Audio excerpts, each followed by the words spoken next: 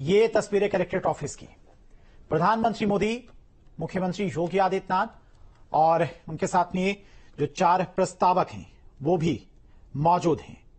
Collectorate की exclusive तस्वीरें।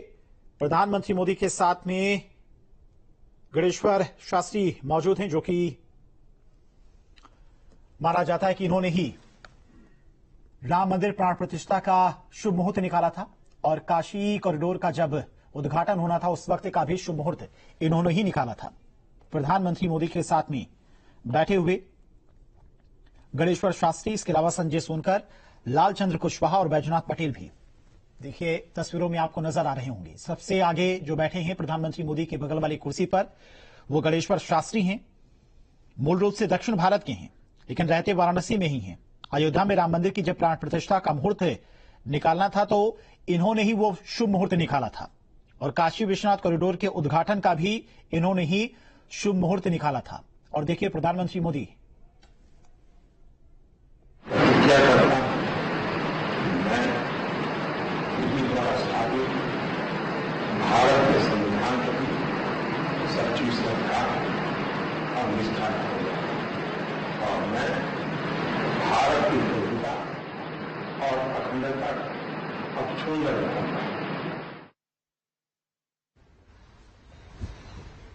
जब नॉमिनेशन दाखिल किया जाता है उस वक्त भी एक शपथ लेनी पड़ती है कलेक्ट्रेट के सामने, जीएम के सामने, और उस शपथ पत्र पर प्रधानमंत्री मोदी हस्ताक्षर करके वो प्रतिज्ञा जो शपथ है वो कलेक्ट्रेट में जमा करनी पड़ती है, जिसे उन्होंने जमा कर दिया है, अपने सभी डॉक्यूमेंट्स जमा कर दिए हैं। और ये तस्वीरें देखिए, प्रधानमंत्री मोदी गणेश्वर शास्त्री से बातचीत करते हुए भी नजर आ रहे हैं। और इसके साथ ये जब कलेक्ट्रेट परिसर के अंदर वो पहुंचे थे उस वक्त की तस्वीरें हैं। गणेश्वर शास्त्री और बैजनाथ पटेल 2 प्रस्तावक उनके साथ में और मुख्यमंत्री योगी आदित्यनाथ, चूंकि 4 ही लोग अंदर जा सकते हैं, 4 लोगों की ही अनुमति होती है, तो 4 लोग जिनमें पीएम मोदी, मुख्यमंत्री योगी आदित्यनाथ, बैजनाथ पटेल और गणेश्वर शास्त्री। ये बातचीत की तस्वीरें हैं गणेश्वर शास्त्री की।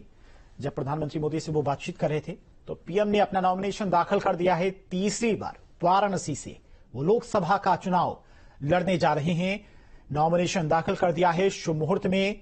एक्सक्लूसिव तस्वीरें कलेक्ट्रेट परिसर के अंदर की, जहां पर उन्होंने प्रस्तावकों के साथ में अपना नॉमिनेशन दाखिल कर दिया है। तो तीसरी बार वाराणसी से प्रधानमंत्री मोदी ताल ठोक रहे हैं, लोकसभा का चुनाव लड़ रहे हैं। कल भव्य रोड शो और आज भव्य और ऐतिहासिक नॉमिनेशन। इसके बाद प्रधानमंत्री मोदी रुद्राक्ष कन्वेंशन सेंटर में एक बैठक भी करेंगे, जिसमें बीजेपी के तमाम पदाधिकारी और दिग्गज मौजूद रहेंगे। तो प्रधानमंत्री मोदी ने अपना नॉमिनेशन भर दिया है। तीसरी बार वाराणसी लोकसभा सीट से वो चुनाव लड़ रहे हैं। तीसरी बार ताल ठोक रहे हैं वाराणसी लोकसभा सीट से। प्रतिज्ञा करता हूं कि मैं इसी द्वारा स्थापित भारत के संविधान के प्रति सच्ची श्रद्धा और निष्ठा रखूंगा और मैं भारत की एकता और अखंडता अक्षुण्ण रखूंगा।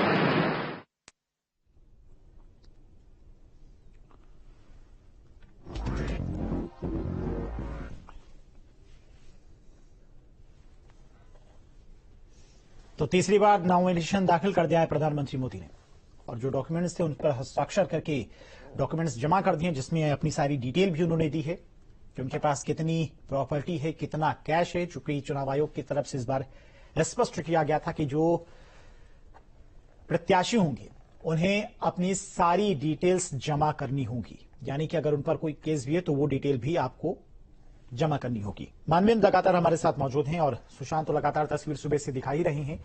कलेक्ट्रेट ऑफिस के बाहर इस वक्त मानवेंद्र मौजूद हैं। मानवेंद्र, प्रधानमंत्री मोदी ने तीसरी बार अपना नॉमिनेशन दाखिल कर दिया है। तस्वीरें भी लगातार अपने दर्शकों तक हम दिखा रहे हैं अपने प्रस्तावकों के साथ में। तीसरी बार वाराणसी लोकसभा सीट से उन्होंने अपना नॉमिनेशन दाखिल कर दिया, लेकिन जाएंगे मानवेंद्र के पास और वो तस्वीरें भी आपको दिखाएंगे बाहर किस तरह से लोग उत्साहित हैं। वाराणसी की जनता प्रधानमंत्री मोदी की एक झलक पाने के लिए उत्साहित दिख रही, वो तस्वीरें भी आपको दिखाएंगे। लेकिन पहले आप ये तस्वीरें देखिए कलेक्ट्रेट परिसर की, जहां पर उन्होंने अपना नॉमिनेशन दाखिल कर दिया है और इस दौरान जो उनके प्रस्तावक थे गणेश्वर शास्त्री उनसे बातचीत भी करते हुए नजर आए। सबसे आगे प्रधानमंत्री मोदी के साथ में वही बैठे हुए थे और पीछे सीट पर मुख्यमंत्री योगी आदित्यनाथ और बैजनाथ पटेल जो कि के नामांकन की लोकसभा में स्थान पाने के लिए कलेक्ट्रेट वाराणसी से तस्वीरें।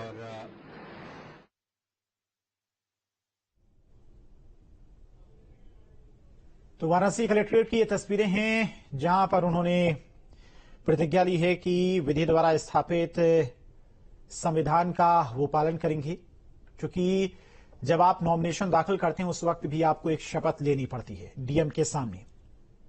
मानवेंद्र एक बार फिर से हमारे साथ जुड़ गए, मानवेंद्र का रुख करते हैं। मानवेंद्र, प्रधानमंत्री मोदी ने नॉमिनेशन दाखिल कर दिया है और फिलहाल अगर कलेक्ट्रेट ऑफिस के बाहर की बात करें तो वहां किस तरह की तस्वीरें, किस तरह की हलचल?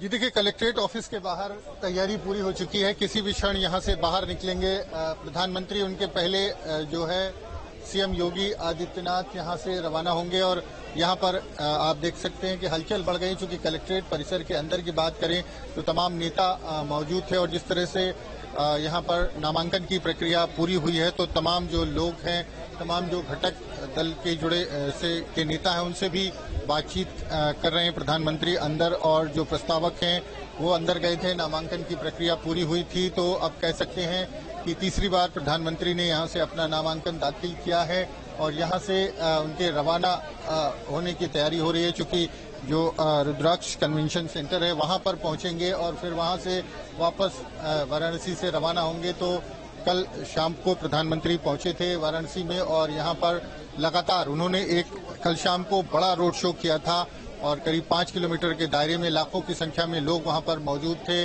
उनसे उन्होंने एक तरह से उनका अभिवादन किया था और वहां से काशी विश्वनाथ मंदिर पहुंचे थे, वहां दर्शन पूजन किया था। और आज सुबह की बात करें तो दशाश्वमेध घाट पहुंचे, गंगा स्नान किया, काल भैरव के मंदिर पहुंचे हैं, वहां पर दर्शन पूजन किया, आरती की। जैसा कि सुशांत बता रहे थे, कपूर से आरती की गई, तेल का दिया उन्होंने जलाया। जो सारी परंपराएं हैं, जो रस्में हैं, यहाँ की रीति रिवाज है, जो आस्था है लोगों की, उसका वो अक्षर से पालन करते हैं। तो एक तरह से अपने आप को यहाँ के लोगों के साथ कनेक्ट करते हैं और लोग जो वाराणसी के हैं वो उनको अपने सांसद के तौर पर देखते हैं और उनके प्रति जो एक तरह से कह सकते हैं दीवानगी है। सड़कों पर लाखों की संख्या में कल लोग मौजूद थे। आज सुबह से भी तमाम घाट और मंदिरों में लोग मौजूद थे, मंदिर पहुंचे हुए थे। हालांकि प्रधानमंत्री की एक सुरक्षा घेरा होता है, उसके कारण लोग बहुत ज्यादा मूवमेंट नहीं कर पाए थे। लेकिन कल चूंकि रोड शो था, ओपन रोड शो था, तो उसमें लाखों की संख्या में लोग पहुंचे थे। लाखों की संख्या में लोग सड़कों पर थे, अपने घरों पर पूरा जो ये स्ट्रेस था अपने घरों की छतों पर मौजूद थे, जिनका अभिवादन कर रहे थे प्रधानमंत्री। तो प्रधानमंत्री का जो वाराणसी के लोगों के साथ कनेक्ट है वो बेहद अद्भुत है। जिस तरह से यहाँ पर लोग रिस्पांस करते हैं उनको लेकर के, वो शायद ही किसी नेता के लिए देश भर में इस तरह का रिस्पांस पब्लिक की तरफ से, मतदाता की तरफ से